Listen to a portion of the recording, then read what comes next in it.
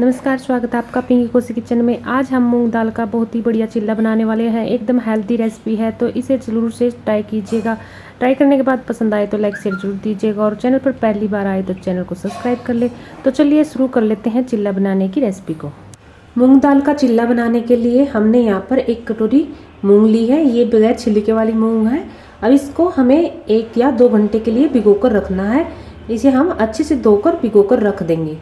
आप इसको डायरेक्ट सूखा भी पीसकर मूंग दाल का चिल्ला बना सकते हैं, लेकिन उतना टेस्ट नहीं आएगा जितना हम इसे भिगोकर पीसकर बनाएंगे। तो इसे 1 घंटे के लिए हम भिगोकर रख देते हैं। 1 घंटे बाद दाल हमारी अच्छे से फूल जाती है और इसे फूलने में ज़्यादा टाइम भी लगता। तो इसे अच्छे से हमने धो लिया था पहले भी, एक बार फिर से धो लेते हैं। दोबारा से धोने के बाद अब इसको पीस लेते हैं। इसको बारीक पीसना है एकदम। एक मिक्सी का जार लेंगे। मिक्सी के जार में हम ये मूंग की दाल को डाल देंगे। जो मूंग की दाल में पानी है थोड़ा बहुत, वो नहीं डालेंगे। पानी हम देखकर ही डालेंगे। इसमें पानी बहुत ही कम डालना है। तो मिक्सी के जार में डालने के बाद अब इसमें हम 1 से 2 चम्मच पानी के डाल देंगे और ढक्कन लगाकर इसको महीन सा पीस लेंगे। तो ये देखिए हमने यहाँ पर इसको पीस लिया है। ये एकदम बारीक पिसा है। इसमें कोई भी मूंग का दाना नहीं है, आप देख सकते हो। इसी तरह का हमें पीसना है इसको। तो अब इसको एक बाउल में निकाल लेते हैं।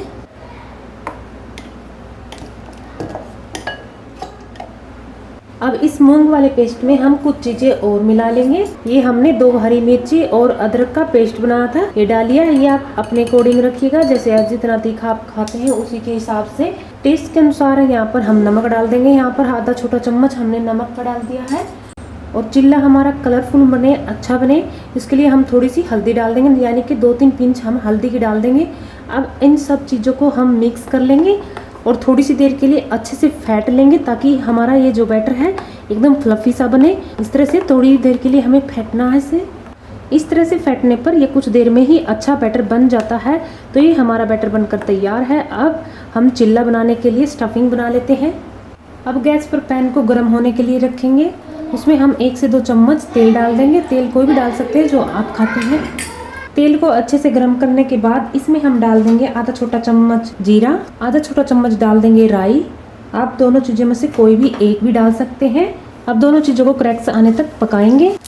अब इसमें डाल देते हैं हरी मिर्च। हरी मिर्च 2 से 3 डालेंगे। हरी मिर्ची को मिला लेते हैं एक बार इसके साथ। अब साथ में ही डाल देंगे एक हमने शिमला मिर्च को बारीक काट लिया है और 1 गाजर को हमने इस तरह से काट लिया है। अब सब चीज़ों को एक बार मिला लेते हैं और थोड़ा सी देर के लिए हम इनको कुक करेंगे। इस तरह से मिलाने के बाद अब कुछ देर कुक करने के बाद इसमें हम मसाले ऐड कर लेते हैं। आधा छोटा चम्मच हल्दी पाउडर, 1 चम्मच धनिया पाउडर, आधा छोटा चम्मच मैगी मसाला और 1 चम्मच डाल देंगे हम टमाटो केचप। आप इसमें इमली का पल्प भी डाल सकते हैं और इसे हम मिक्स कर लेते हैं मसाले के साथ में अच्छे से। थोड़ी देर के लिए और पका देंगे ताकि ये मसाले अच्छे से पक जाए। अब ये मसाले और सब्जियां तो अच्छे से पक चुकी है। अब इसमें हम मिलाएंगे 2 से 3 उबले हुए आलू, जो हमने इस तरह से मैश करके लिए है, और इसके साथ अच्छे से मिक्स कर लेंगे और थोड़ी देर के लिए आलू को भी अच्छे से पका लेंगे। और आलू को मिक्स करने के बाद अब इसमें हम नमक डाल देंगे स्वाद के अनुसार। यहाँ पर हमने आधा चम्मच नमक डाल दिया है। अब सब चीज़ों को मिक्स करके अच्छे से पका लेंगे थोड़ी देर के लिए। और आलू भी अच्छे से पक गए हैं। अब इसमें डाल देते हैं हरी धनिया की पत्तियाँ। स्टफिंग को ठंडा होने के लिए रख देते हैं और अब हम तैयारी कर लेते हैं चिल्ला बनाने की। तवे पर पानी के छींटे डालेंगे और इसे सूती कपड़े से साफ कर देंगे अच्छे से। अब तवे पर हम बैटर डालेंगे। 1 कड़छी भरकर डाल लेंगे पहले, फिर हम दूसरी डाल देंगे। 2 कड़छी भरकर हमने यहाँ पर डाल दिया। अब इसको धीरे धीरे से ऐसे फैला लेते हैं। अब फैलाने के बाद घी लगा देंगे। घी, तेल, जो भी आप जिस भी चीज़ में आप बना रहे हैं वो चारों तरफ इस तरह से लगा देंगे। आप थोड़ा सा ऊपर भी लगा सकते हैं इस पर। तो इसको गैस का फ्लेम मीडियम हाई कर कर अब सेक लेंगे। नीचे से सिकने पर ऊपर वाली परत भी ड्राई हो जाती है। आप देख सकते हो इसमें थोड़े थोड़े ब्राउन सर्कल से आ गए हैं। तो अब इस पर हम थोड़ी ही केचप लगा देंगे। आप इसमें सेजवान चटनी भी लगा सकते हैं इस तरह से। अब इस पर हम डालेंगे आलू वाला फिलिंग जो हमने इसके लिए बनाई है। इसके सेंटर में हम वो आलू वाली फिलिंग को सेट करेंगे। इस तरह से हम इस पर आलू की फिलिंग को सेट कर देंगे। अब थोड़ा सा इस पर हम पनीर ग्रेट करके डालेंगे इस तरह से। आप इसे आलू के साथ भी बना सकते हैं। आप मन चाहे सब्जियां भी डाल सकते हैं इसमें, जो मर्जी आप इसमें डाल सकते हैं। बहुत ही अच्छा लगता है, एक बार इसे ज़रूर से बनाइएगा। इस तरह से हमने इस पर पनीर भी डाल दिया है। तो अब इसको हम फोल्ड कर लेते हैं। ये अच्छे से सीख चुका है नीचे वाली साइड से।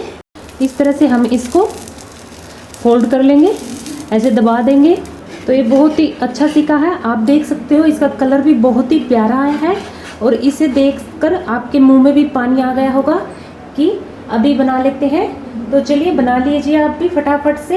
ऐसे भी बहुत ही ईजी है, आसान है। मैंने आसान सा तरीका आपके साथ शेयर किया है। अच्छा लगे तो कमेंट जरूर कीजिएगा और लाइक शेयर भी कर दीजिएगा। चैनल पर पहली बार आए तो चैनल को सब्सक्राइब कर ले। मिलते हैं एक और नई वीडियो के साथ, तब तक के लिए बाय, धन्यवाद एंड थैंक्स फॉर वॉचिंग।